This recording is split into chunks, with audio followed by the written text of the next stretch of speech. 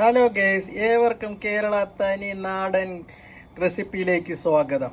ഇന്നിവിടെ ഞാൻ ഉണ്ടാക്കാൻ പോകുന്നത് നമ്മുടെ യെല്ലോ പാര എന്ന് പറയുന്ന നമ്മുടെ വേളാപ്പാര ഒരു വറുത്തരച്ച കറിയാണ് ഉണ്ടാക്കാൻ പോകുന്നത്. നമുക്ക് എന്തൊക്കെ വേണ്ടതെന്ന് നോക്കാം.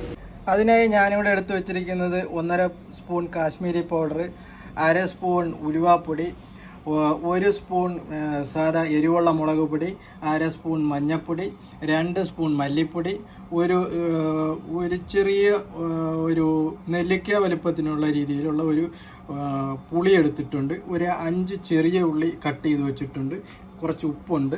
ഇത് നമ്മുടെ വറുത്ത തേങ്ങയാണ്. ഇനി നമ്മൾ ഇതിനെല്ലാം കൂടി ഒന്ന് മിക്സ് ചെയ്ത് റെഡിയാക്കി എടുത്തതിന് ശേഷം കാണാം. അപ്പോൾ നമ്മുടെ മസാല റെഡി ആയിട്ടുണ്ട്, നന്നായിട്ട് മൂപ്പിച്ച് റെഡിയാക്കി എടുത്തിട്ടുണ്ട്. ഇനി ഈ മസാല ഒന്ന് തണുത്തതിന് ശേഷം നല്ലൊരു മിക്സിയുടെ ജാറിലേക്ക് ഇട്ട് നമുക്ക് നന്നായിട്ടൊന്ന് അരച്ച് ഇവനെ റെഡിയാക്കി എടുക്കാം.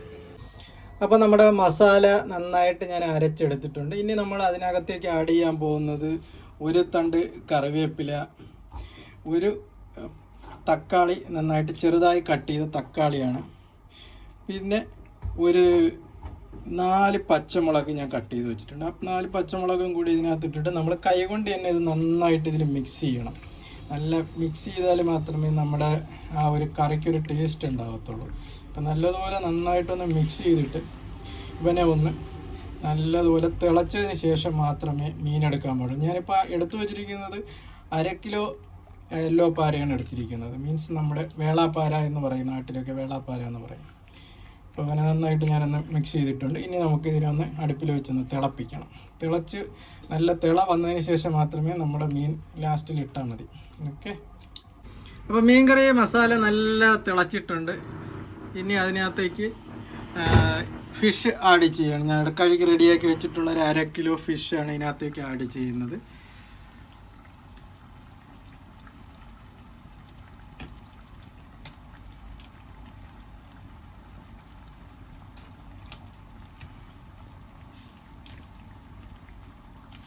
അപ്പോൾ ഈ ഫിഷ് നല്ല കറി തിളച്ചിട്ട് മാത്രമേ ഫിഷ് ആഡ് ചെയ്യാവൂ. അപ്പോഴേ നമുക്ക് ആ ഒരു കുറച്ച് നേരം കൂടി മാത്രം ഇതൊന്ന് ഇതാക്കിയാൽ മതി. ജസ്റ്റ് ഒന്ന് മിക്സ് ചെയ്ത് കൊടുക്കുക. ഇനി നമ്മൾ ഈ കറിയെ ചെറിയ തീയിൽ വെച്ച് വേണം കുക്ക് ചെയ്തെടുക്കാനായിട്ട്. അപ്പോൾ നമുക്ക് ചെറിയ തീയിലേക്ക് വെച്ച് കുക്ക് ചെയ്ത് റെഡിയാക്കി എടുക്കാം. മീൻകറി നല്ല റെഡി ആയിട്ടുണ്ട്. അപ്പോൾ ഇനി അതിലേക്ക് നമുക്ക് 1 തണ്ട് കറിവേപ്പിലയാണ് അതിലേക്ക് ആഡ് ചെയ്യുന്നത്. 1 തണ്ട് കറിവേപ്പിലേക്ക് ഇട്ട് കുറച്ച് വെളിച്ചെണ്ണ, നല്ല വെളിച്ചെണ്ണയും കൂടി അതിൻ്റെ മുകളിലൊന്ന് ഒഴിച്ച് കൊടുക്കണം. എന്നിട്ട് നമുക്ക് തീ ഓഫ് ചെയ്യാം. റെഡിയാണ് കറി. കേസ് നമ്മുടെ വറുത്തരച്ച മീൻ കറി റെഡി ആയിട്ടുണ്ട്. നല്ല യെല്ലോ പാര വറുത്തരച്ചത്. ആക്ച്വലി ഇത് നമ്മൾ നാളെ എടുത്ത് കഴിക്കുമ്പോഴാണ് ഇതിന് ആ ടേസ്റ്റ് വരുന്നത്. ഈ ചട്ടിയിൽ തന്നെ ഇങ്ങനെ വെച്ചിട്ട് നാളെ എടുത്ത് കഴിക്കണം.